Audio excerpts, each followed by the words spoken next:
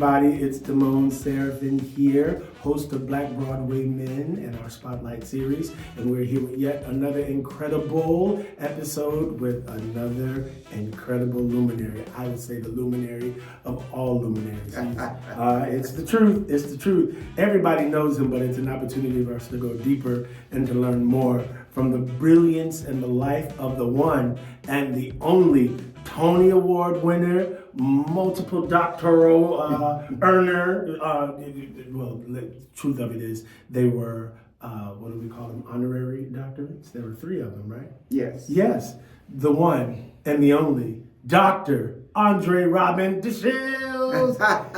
Yay! Good to be with you, Brother Damone. We are so excited to have you here. We're so grateful that you would spend this time, I think, on a day off of your show, right? Well, it's a day off from the show, but it's not a day off. Tell me about that. You are all over the place.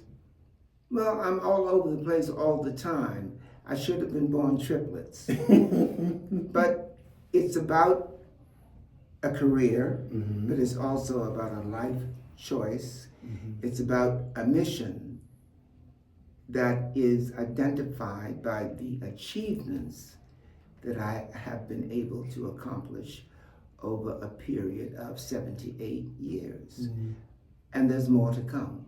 Indeed, indeed. Andre asked me if I'd done my homework earlier, and of course I have, but really the time that I want to spend with you is to get your idea and your sense for us, not only as Black men in this industry, but those of us who are artists in this industry, from where we've come, from your sojourn, from the beginning of your sojourn, to where we are now, and your hope for us for the future. You are 76? 78. I just said 78. that. You Over did. 78 years. I'm trying to keep you back. I don't want to do that. Okay, no. 78, and January 12th, you turned 79. Yes.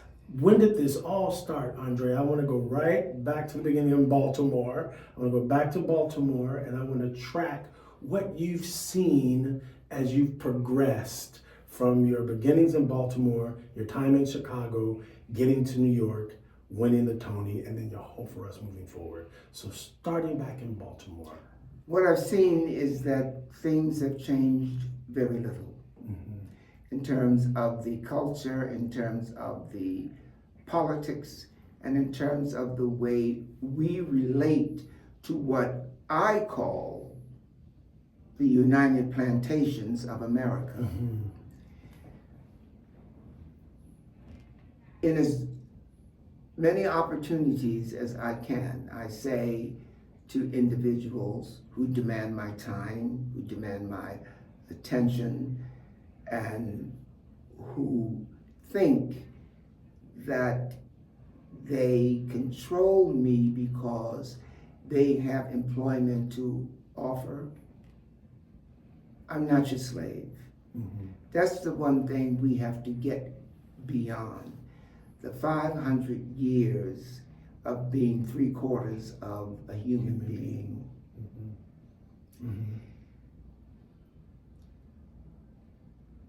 I think when I look to the horizon that there's an opportunity for those descendants of the African diaspora who are now all over the world to finally understand that we don't necessarily have to agree about the path forward. But what we should agree is that if we don't do it all together, then none of us is really going to benefit from the progressive movement forward. You know, that symbol that is associated with our culture about crabs in a barrel.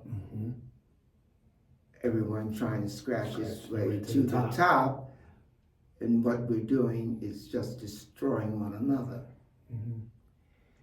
So I've chosen in my mission to listen for indicators from the cosmos. Mm-hmm. Why? Because if you ever get a sky dark enough in New York again, because even the nights here look like daytime. Uh-huh. But it doesn't matter that you're in New York or not. If you ever have an opportunity when the night sky is truly the velvet curtain that it can be, because that is the backdrop against which we know that there are stars. Mm-hmm. We know that there are other phenomena in the cosmos other than Earth. I start there because in the scientific approach to living, those things that are in motion disdain those things that are not in motion. Mm-hmm.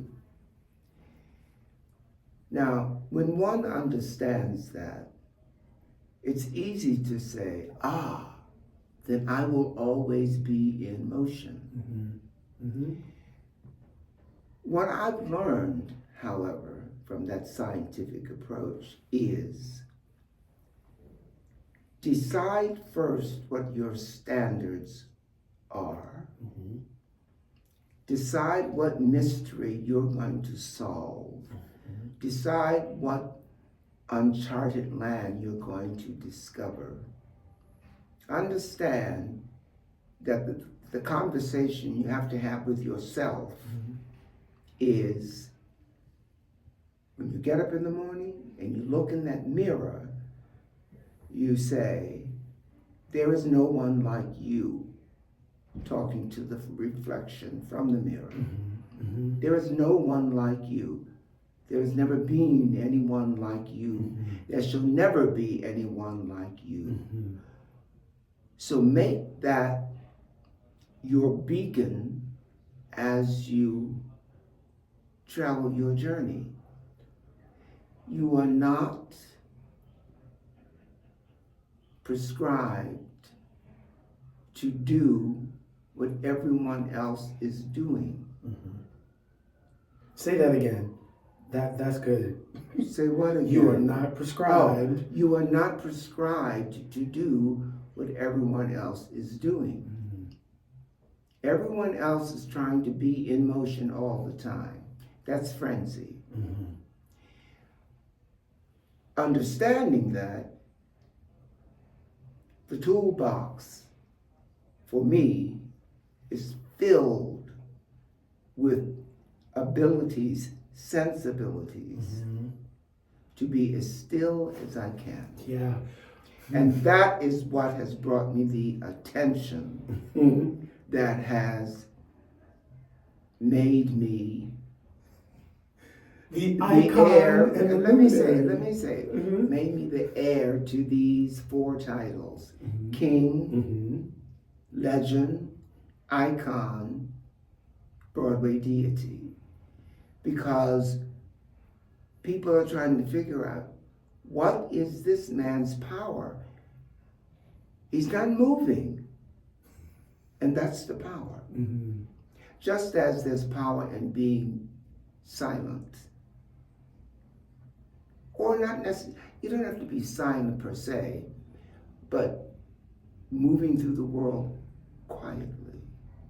Everyone will wonder, what is that person's secret? What does that individual know that I don't know? I'm rushing, trying to get everywhere, be everywhere all the time. And all I get is a bloody head from banging it into a brick wall. Mm-hmm. Mm-hmm. But Demont, I think you are familiar with my 3 cardinal rules that I mentioned when I earned my Tony. And I think it's worth repeating them now. Please. Because whenever someone repeats them to me, it's always, no, you don't understand it, you're misquoting it. Mm-hmm. Mm-hmm. So here it is, clearly. Cardinal rule number 1, surround yourself with people whose eyes light up when they see you coming. When people try to repeat that to me, more often than not, they say, when they see you come into the room. If you're waiting to get into the room to get your attention, that's too late. Everybody's in the room. You have to be seen when you are standing still on the horizon and everyone's attention is focused. What is that? Is it coming this way? Who is that? I can't wait until it'll arrive so I can find out what's different about that phenomenon that I can use. Cardinal rule number 2, slowly is the fastest way to get to where you want to be. That confuses a lot of people because slowly, as I started with this conversation, seems to be against what the cosmos is teaching us, because the cosmos is totally dynamic all the time. Nothing but energy. But that's because it is energy, and everything needs that energy in order to exist. It's elemental. But the relationship we have to understand about how we best use all of that dynamic, explosive energy is, that's generosity. What we must do is express our gratitude for all of that dynamic energy. It doesn't mean that we have to be frenzied.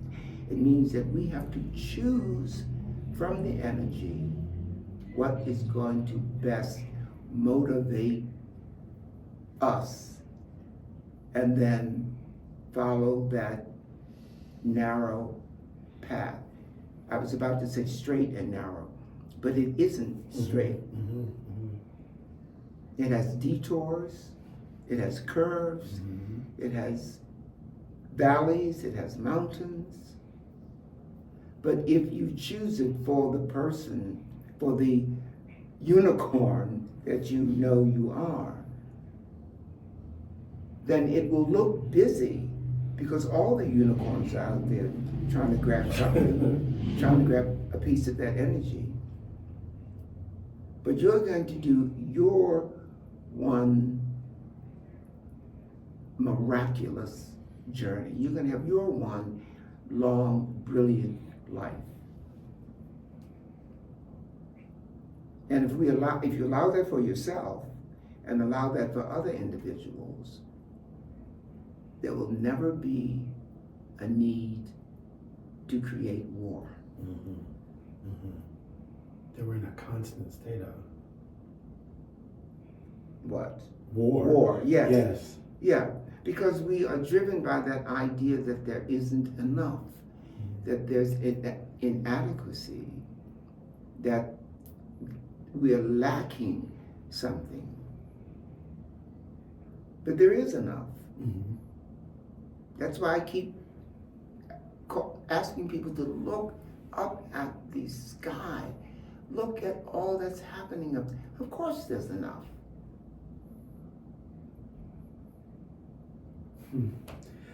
Just carve out what you need. Make that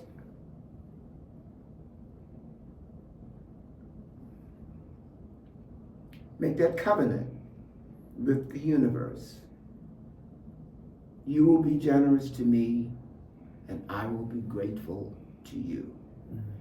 And that's the fuel, that's the energy, that's what keeps everything going. Can you repeat that covenant? The covenant we make with the universe. Because the fuel, F-U-E-L, of the universe is generosity and gratitude. The universe provides the generosity. We, who are miniature universes, provide the gratitude. And that is what makes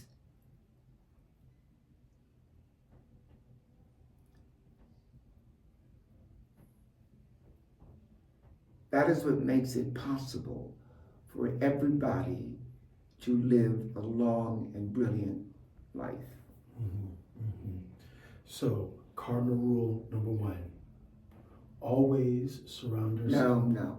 Surround yourself with people whose eyes light up when they see you coming. Cardinal rule number 2, slowly is the fastest way to get to where you want to be. I didn't comment on that, but here's the comment.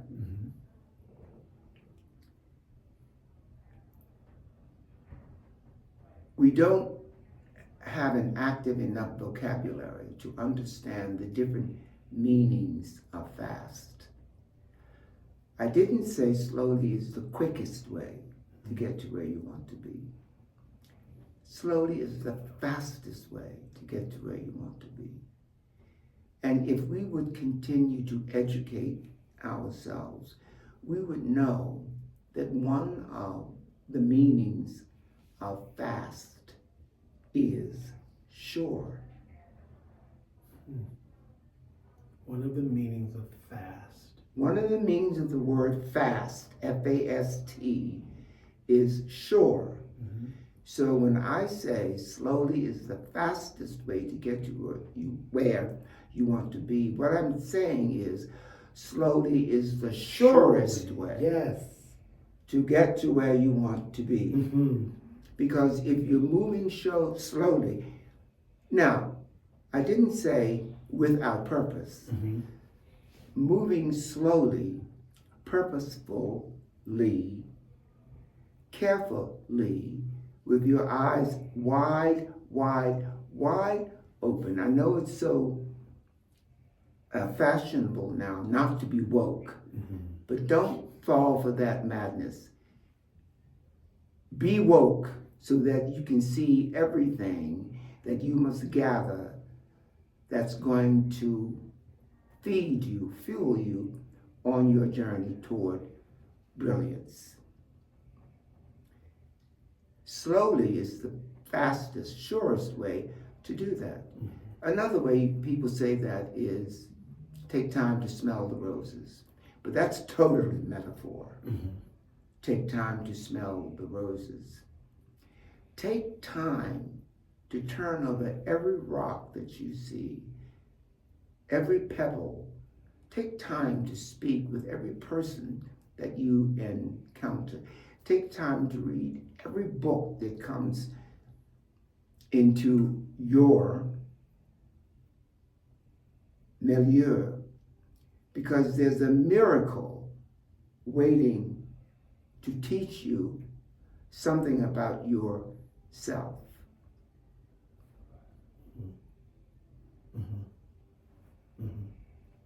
And when I use the word self, I'm talking about your best self. And what is your best self? Your best self is your soul. We always talk about mind, body, and soul.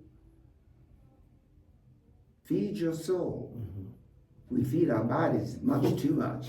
And we feed our minds many times with information ill-fitted for a healthy intellect. But feed the soul. Gratify the yearnings of the interior of your viscera. And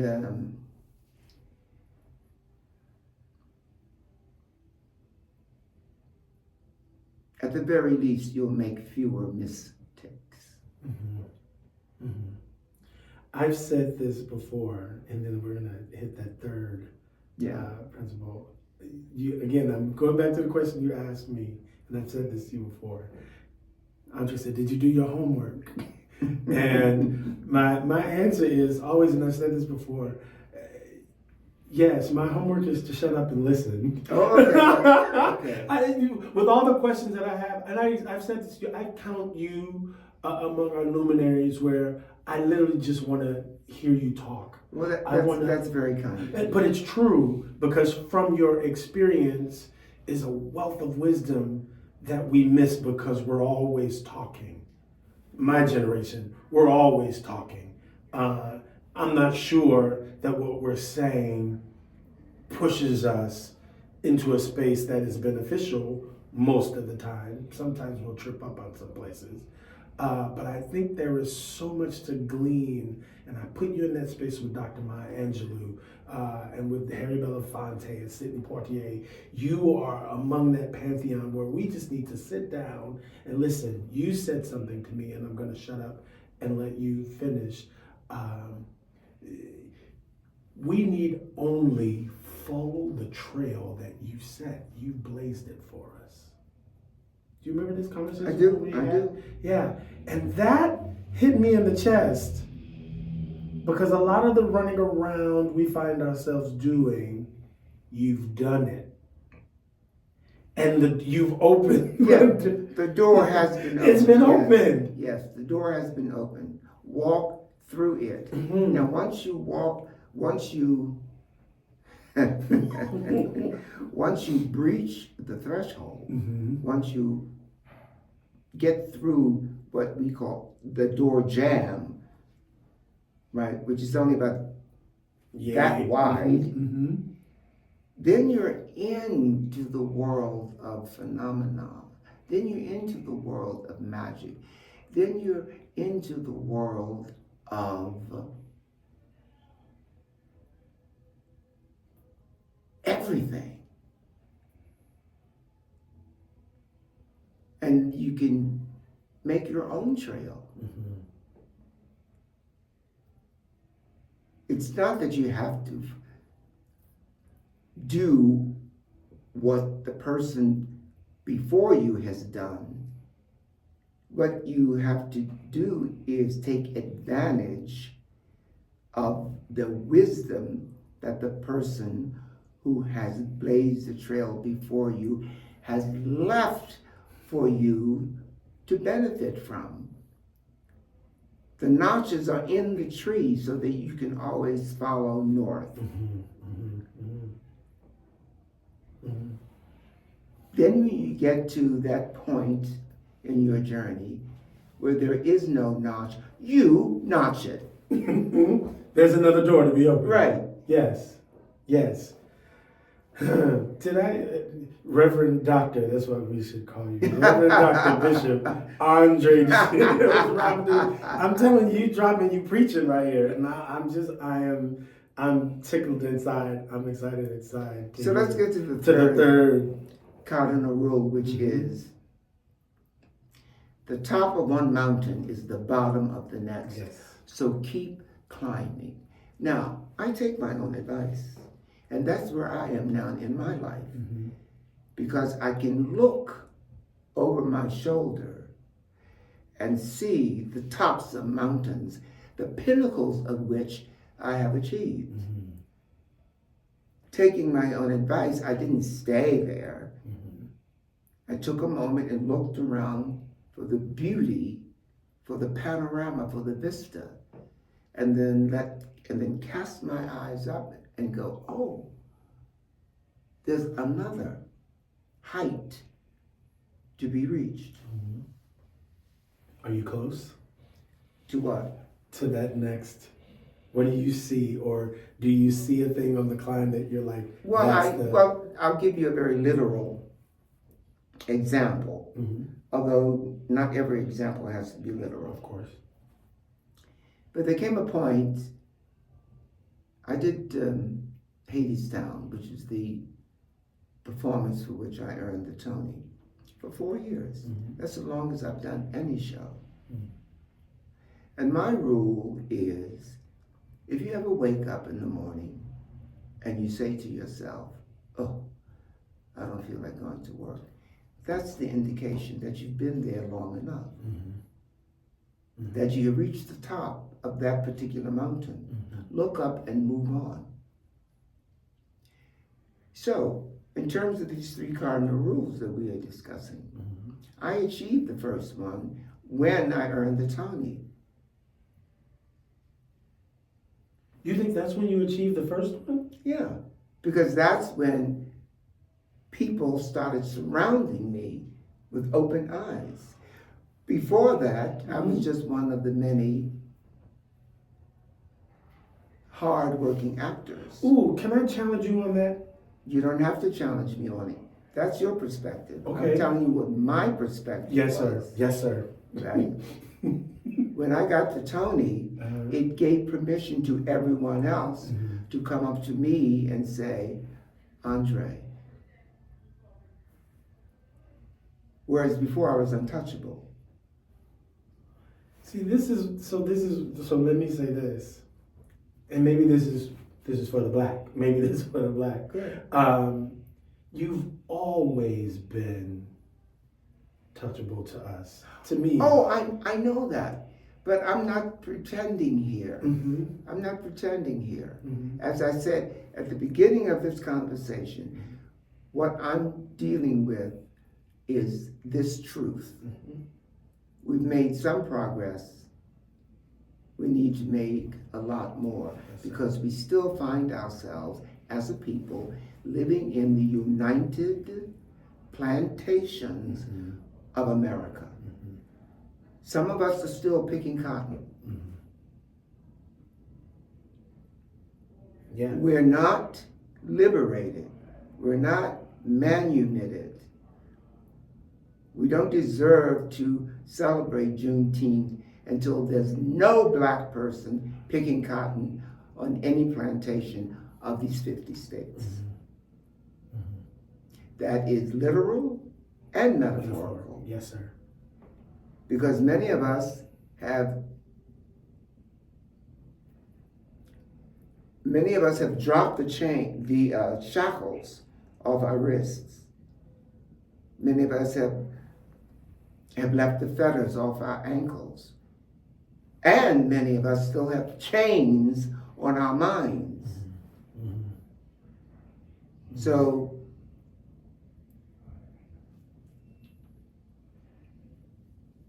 you cannot be made free if you don't choose to be free.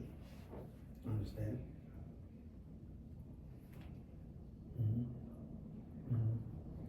Unfortunately, in this country, we still have to be anointed by the white man before even the people who love us and appreciate us and embrace us will go public with that.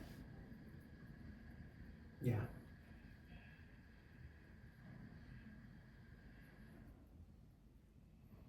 So all I'm saying is the truth. That the Tony was confirmation. It was my graduation. of that thing you just said. I was brilliant all the while.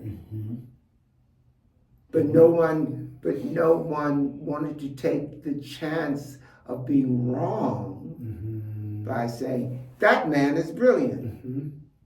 Oh, he's got a Tony now, we can say it. He's brilliant. Yeah. You've been minted. Right. Yes, sir. Right. Yes, sir. But there is no black Tony. There is no black Oscar. There is no black Grammy. There is no black Emmy.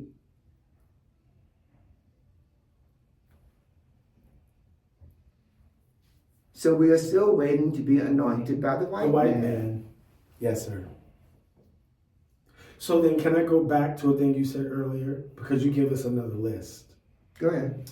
You said you have to look in that mirror. Oh, wait a minute. Keep that thought. Yes, sir. But I want to finish exegeting, if you will, the third cardinal rule. The top of one mountain is the bottom of the next.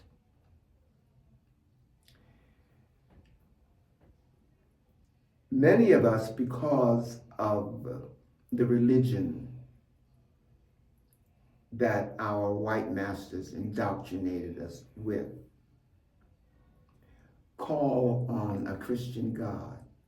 And I'm not trying to speak against anyone's religion, but I am offering this as an alternative for waiting for God to move the mountain that is in your path. I now say, God, don't move that mountain. I will find my way around it.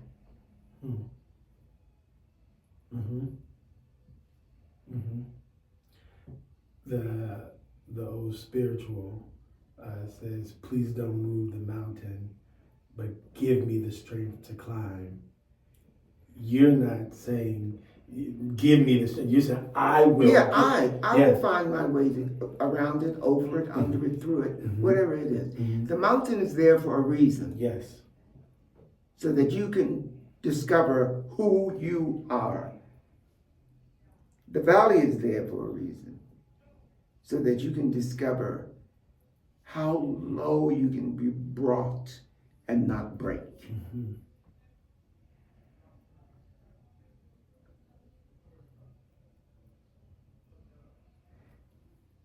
I'm going to go back to the cosmos for a moment.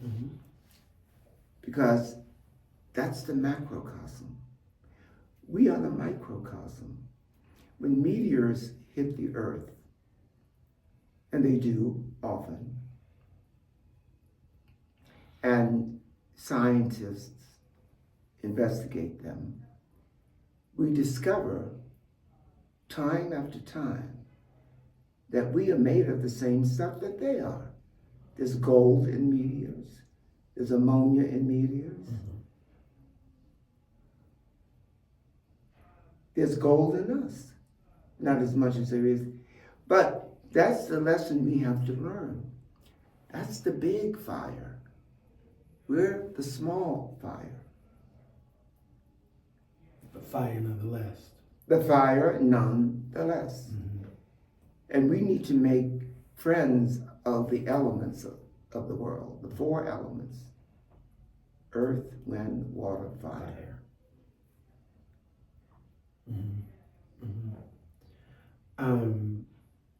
I think you were going to. I was, and I'm coming back to it. Okay. And I'm pulling it back to my brain so I don't say it wrong. You said you must look in the mirror, and I want you to walk us through what that looks like for you and decide the standard. Okay. There's a Chinese proverb that I came across, maybe it was shortly after I graduated from college as an undergraduate. So I would say in the early 70s, I found this Chinese proverb, and the credit is anonymous. So I claimed it for myself, and I claim it to share. And it was on a little piece of paper, and I taped it to my mirror so that it would be the first thing I see when I get up. And this is what it reads. Again, keep in mind that you're looking in a mirror. So you're speaking to the reflection in the mirror. And I hope I don't have to tell anyone what the reflection is. But I'm going to say it anyway. You're talking to yourself, okay? So you say, I will never forsake you. I will always cherish you. I will do with you what the spring does to the cherry trees. Now, for those of you who are in doubt of what the spring does to the cherry trees, the answer is blossom, bloom, flourish.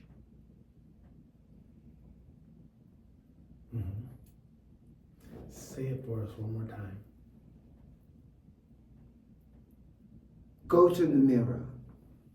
Say to that individual looking back at you from the mirror, I will never forsake you. I will never forsake you. I will always cherish you. I will always cherish you. I will do with you I will do with you what the spring does to the cherry trees. what the spring does to the cherry trees, which is blossom. Well, I mean, that I think is obvious. Mhm. You can, because you're going to ask yourself, what does the spring do to the cherry trees? And if you can't figure that out, don't talk to me ever again. I mean, we have cherry blossom festivals, right? Mhm. Why? Mm-hmm. Get to enjoy the flourishing of those blossoms. Yeah, but why? It's one word. And I could do a whole, I love it. Come I on. could do a lecture on this word. Come on. Because of beauty. Mm.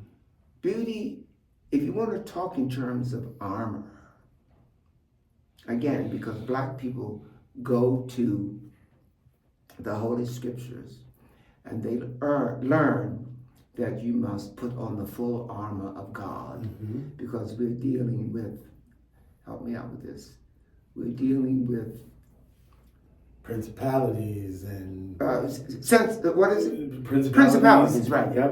And Because- wickedness and high Yes, places. yeah, principalities. Okay, so the armor isn't a gun, young people, Say that. or drugs, Mhm. young and old people, or covetousness.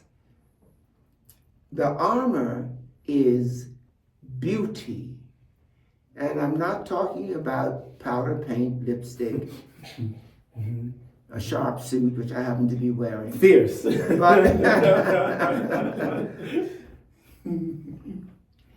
But the beauty of the interior architecture, which is your soul.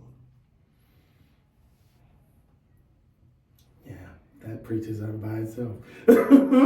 Say that one more time. The beauty that is the beauty that is the interior architecture, which is your soul. Mm-hmm. We always say we're trying to be our authentic selves. We're trying to be our best selves. Well, if we're going to be our best selves, if we're going to be our authentic selves, then we must reflect the Creator's creation. Mm-hmm. I love that. In the beginning, this is my favorite part in the creation story. He says, he looked at everything and he said, it was good. It was good. And then he looked at us, humanity formed in his image. He says, you are very good. Good, yes. I love, yeah. Yeah. Yeah. But check this out. Check this out. Now we've gone there. Uh-huh. In 6 days, God created what we now call the earth, Mm-hmm.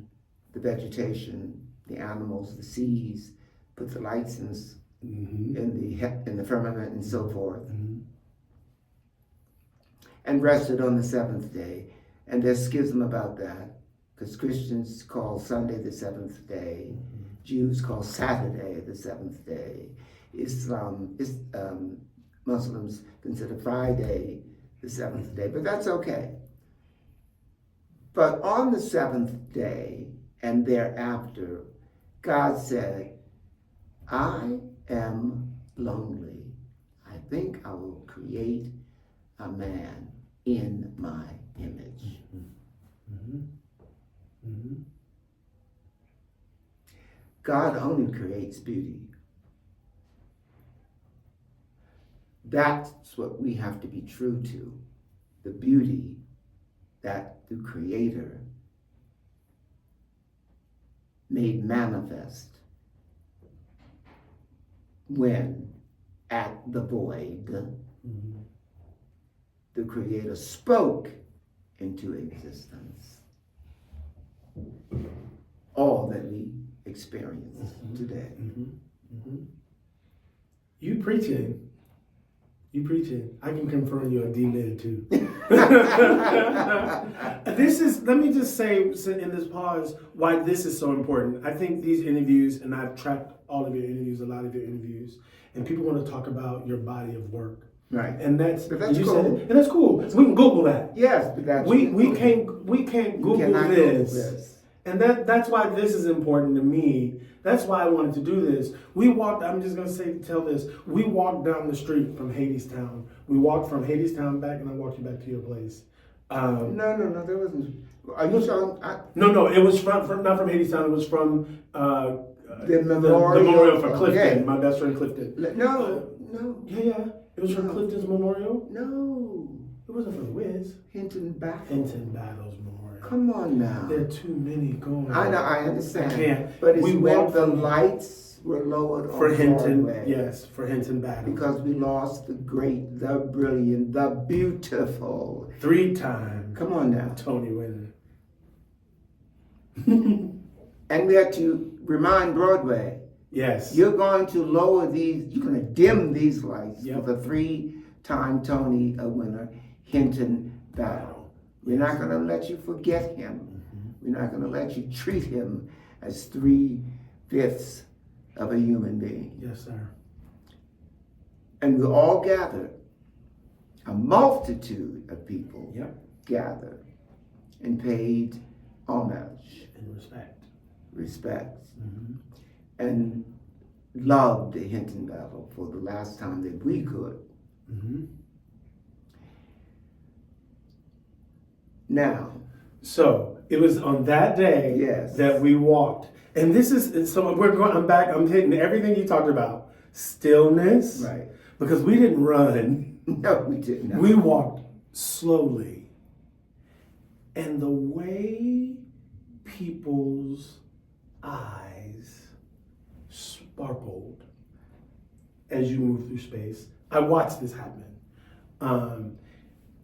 And the generosity that you shared on that track, because it was more than 10 people who had to come up and who were drawn to this. And I stopped slow for and each you stopped for everybody. But it was on that track that I just felt like I was in school. And I said this to you, I felt like I was in school. And I wish that there was a way that you talked about having these salons. Yes. These salons. And so this is like a touch for that. I experimented when I was on tour with both The Wiz and then Ain't Misbehaving. During each tour, I spent 6 months on the West Coast, where I lived in terms of stuff and things. I lived a much more glorious life than I do here in New York, where people still want to know, how can you pay all that money to live in a box? And I remind them, it's because New York is the center of the universe. And if you want to make your mark on the world, you have to come here and do it. You can leave out if you want, but only after you made your mark. It doesn't mean anything if you come here and not make a mark and leave. People will be saying, "Oh, what? What you do?" They'll be serving you all kinds of shade and everything. Mm-hmm. But I can go home to Baltimore now, and people say, "Luminary, hello, legend, right?" Mm-hmm. So now these salons. And what I did, because I had a house in the hills. Say that again. Yeah, what? I was renting. Whatever. But, yeah, it's in the hills. But I had a house in the hills, and I would entertain. And Sunday was the day off then. I would have Black Sundays. That's what you said. And I would invite not a circus of people, but enough people who I knew who wanted to and would be able to have intelligent conversations, and have sustenance on the table. And every once in a while, I would show a film. So there would be something specific to talk about. That would be prohibitively expensive to try to do that here. But that's what I was about to ask you. Is there in your climb, in your ascent, as you are a senior statesman, I can say that, can I?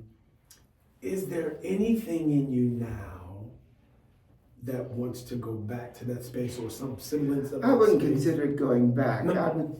I would consider improving it. And bringing forward. Growing it, bringing it forward. Yes, I still think about that. As a matter of fact, I'll make this brief because it's not terribly important to where we've gotten to in this conversation. But when I did my undergraduate work at the University of Wisconsin-Madison, some of it was an unhappy experience because I never got chosen to do anything on the main stage at the university. And I'm convinced that some of it had to do with being a proud Black man, and there was no interest in or work for that at that time. But it didn't, I was discouraged as a student, but it didn't make me turn around. I'm still a very proud Black man, and I know the world has problems with that, but the world is going to have to get over it because I'm becoming prouder and what? Blacker and louder. Yes, sir. But when I graduated and ultimately became a distinguished alumnus of the University of Wisconsin, I went back and gathered a group of people, and we founded the André de Shields Fund for Transforming the Performing Arts to benefit the undergraduates on the campus so they would not experience what I did, being left out, being marginalized to the edges of society. And we are very near the point when we are going to we're going to give our first two, the word is? Scholarship? Not scholarships, no. Grants. Great, okay. To two fortunate undergraduates. Okay. You know, Okay. so that they can make their statements when the statement is fresh. I'm still making statements that were true 30, 40, 50 years ago. And this is what I was getting at when I said to you before that I was untouchable. But people wouldn't hear it because who was I to be teaching? Do you know what I mean? Yes, sir. Oh, and now he has a badge of honor. Listen. There you go. Yeah. But I'm not saying anything different than I was then. When you were speaking, yeah, for sure. I mean, the contributions you made, there was a book I have, and I intended to bring it for you to sign it. Well, we'll have time for that. Yeah, you talked about animalistic acting. This is one of the lessons. Anthropomorphic. Right? Yeah. I'm saying it right because well, you're saying a version of it, but the art form is playing an animal. Yes. And anthropomorphizing it, giving it human qualities. Yes. And I did that in primates. Yes. Yeah. Okay. Yeah. So, but these are things before you were minted. Yes. Exactly. that really affected so many of us profoundly who are trying to do this thing. Right. But the same power that anointed me with the Tonys said that was the worst play they had ever seen. Yikes. Do you know what I mean? And here's what I'm talking about. Don't move the mountain. I'll find my way around it. Did that discourage me? No. That let me know that I hit a nerve. I'm doing something right. You're on your path, André. Keep going. No one knows, not even you, when your time will arrive. But trust that it will arrive. This speaks perfectly. I'm trying to hit these points, but in my brain I'm like, skip these points. This is so much better. Your advocacy, I'm watching it. Okay. Your advocacy stretches across the art into our lives in terms of how you survived. We've come through a pandemic, but you've come through a pandemic and are still surviving that pandemic. You talked about it in another interview. I'm talking about HIV and you as a Black man moving through space in a thing that has stigmatized so many. You did it with boldness.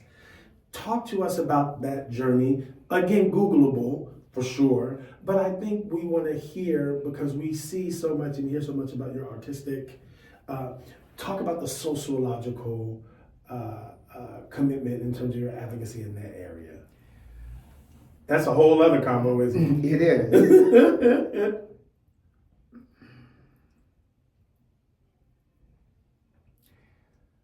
So much of what I'd like, that's why I want to do these salons, because so much of what I want to share with people, and so much I want people to share with one another, is metaphysical. You have to sit and look into a person's eyes, and look into a person's heart, and look into a person's soul, and search for the right expressions, and then say it. Because we, like you said, we talk, but so much of it is garbage, is rubbish, that we need, pardon me, that we need these opportunities of intimate community when we can practice patience, when we can take our time, not be in a hurry, not be in a rush, to find the most appropriate way to express what's in our hearts. That's why it's metaphysical. What got me through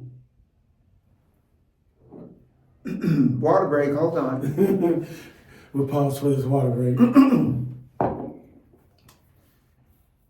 What got me through the pandemic of the human immunodeficiency virus, we should say it sometimes, because HIV is just one of the many acronyms that we live by. AIDS, autoimmune deficiency. The conversations that I had with death,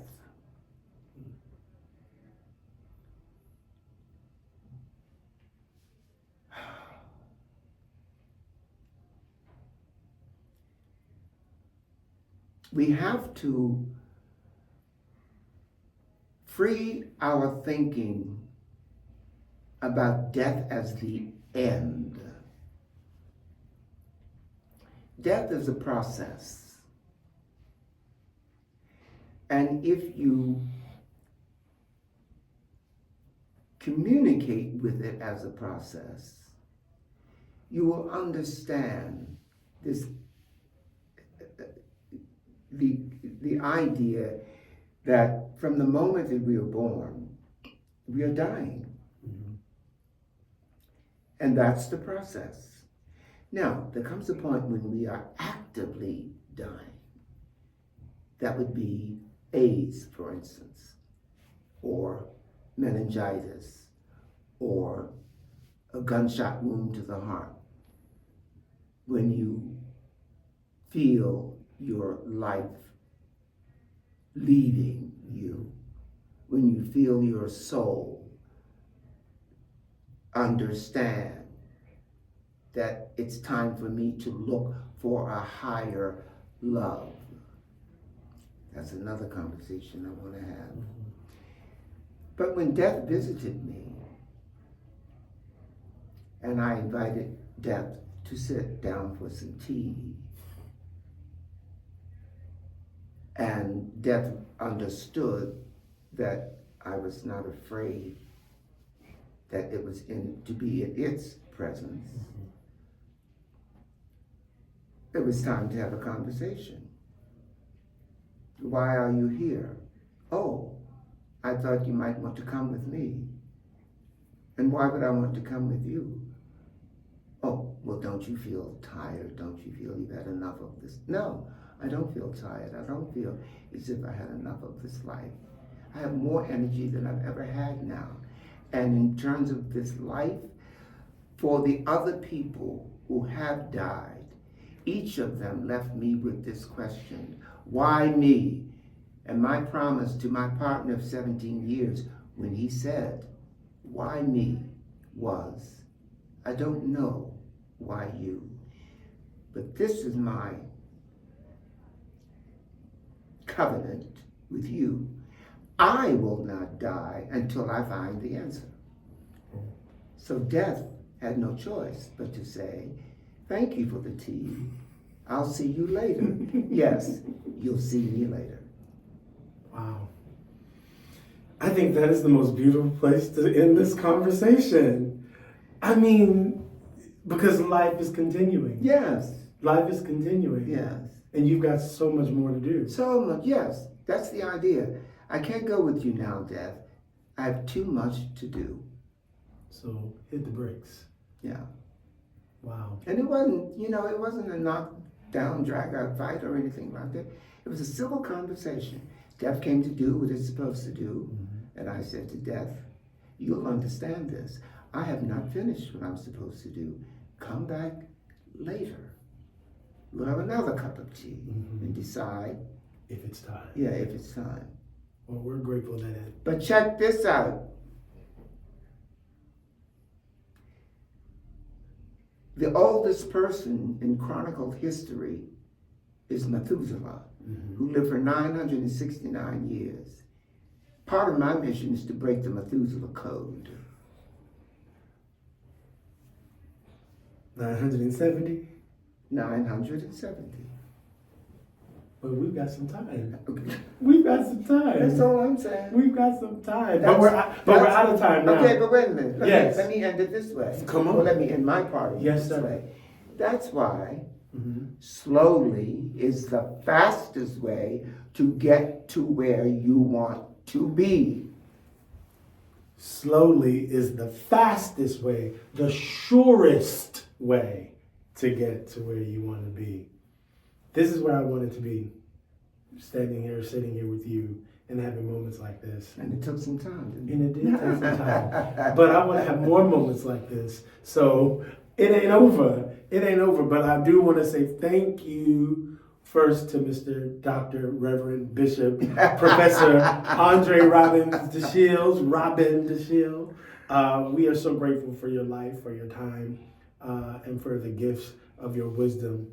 I'm excited to sit at your feet anytime I can. So thank you. Thank you very much for this opportunity to speak to the people. We're grateful for your voice.